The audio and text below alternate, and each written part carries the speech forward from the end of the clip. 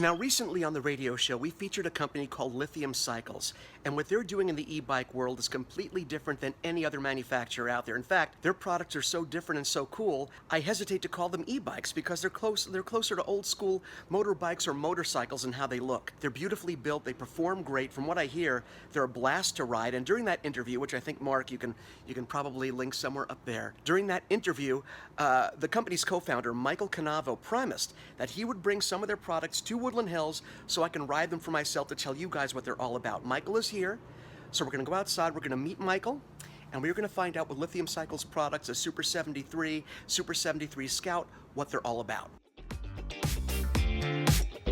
Michael, you made it. What's up, Mitchell? How you doing? I'm good. Thanks for making the trek out here. My pleasure. My pleasure. That's awesome.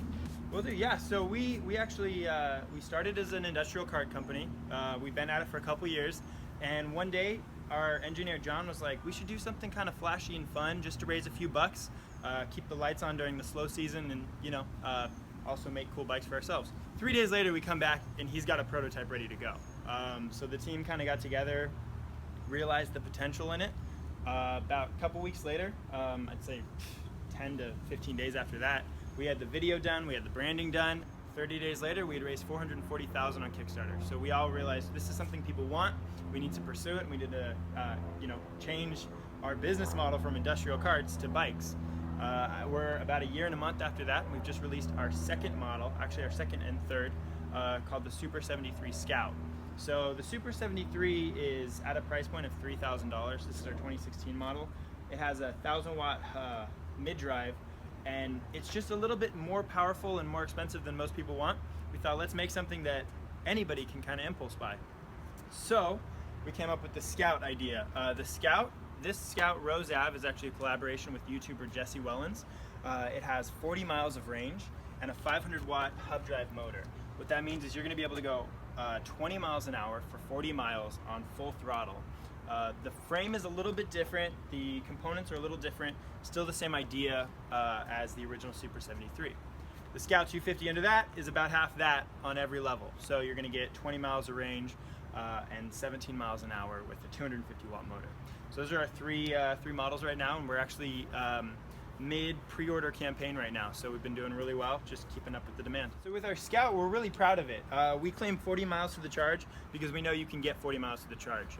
If we're gonna play with those weird numbers of hey, you're gonna mix pedaling with throttle, I mean, we're talking 60, 70 miles, just because the more you pedal, the more battery you save. So when we give our metrics and our stats, 40 miles to the charge means 40 miles of full throttle to the charge.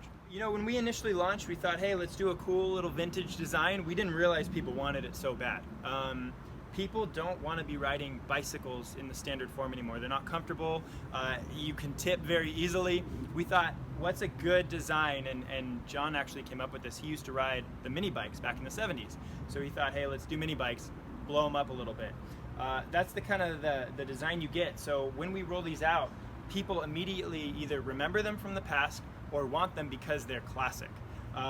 So we don't want to teeter too far into being a motorcycle look-alike, but we also don't want to look like a bicycle. So I think we found a nice middle ground where you say e-cycle. It really is. It's an electric motorbike. You just don't need a license or registration to operate it. Initially, when we first launched, that was something we knew was going to come up. We knew that people weren't going to be able to afford the original Super 73. $3,000 is a lot of money. We had plans to do the Scout series since we were founded. It was just a matter of pulling together all the right pieces and the right team to be able to do that. So with the Scout series, we have for pre-order right now, we have one that's $995 and $1395. Those two options are really accessible. It's not, an immediate, $200 bicycle purchase that you can make without thinking about it, but it really is at the point where it's going to do a lot of good for your life, especially at the price point. So we feel like we've really found a sweet spot. Now, we wish we could get them out for $200, but our quality would drop, and you would really you would really see the results of a cheaper bike. When you see those, knockoff e-bikes, they don't last, and we want our products to be able to last for a long time. Okay, we just finished our first ride. Actually, Michael, the co-founder, is actually working the camera for me. Michael, thank you. Yes, big thumbs up to you.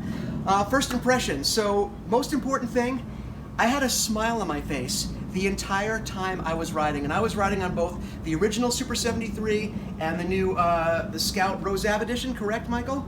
And I have to tell you, the experience was phenomenal. First of all, it's like no e-bike, and again, I don't like calling it an e-bike because it performs more like an electric motorcycle than it does a bike, although it does have the pedals, so technically in terms of being able to ride it wherever you want, it will still qualify as an e-bike, but I'm just saying, from my experience, it feels to me more like I'm an electric motorcycle, which is exactly what I wanted. The look of it, people will stop it. We had a lot of people in the neighborhood up in arms. What is that? What are they riding? What are they?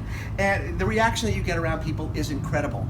The one thing that really impressed me was, and if you look at the frame, we showed you the frame in some of the earlier shots, you'll notice there's no suspension built in.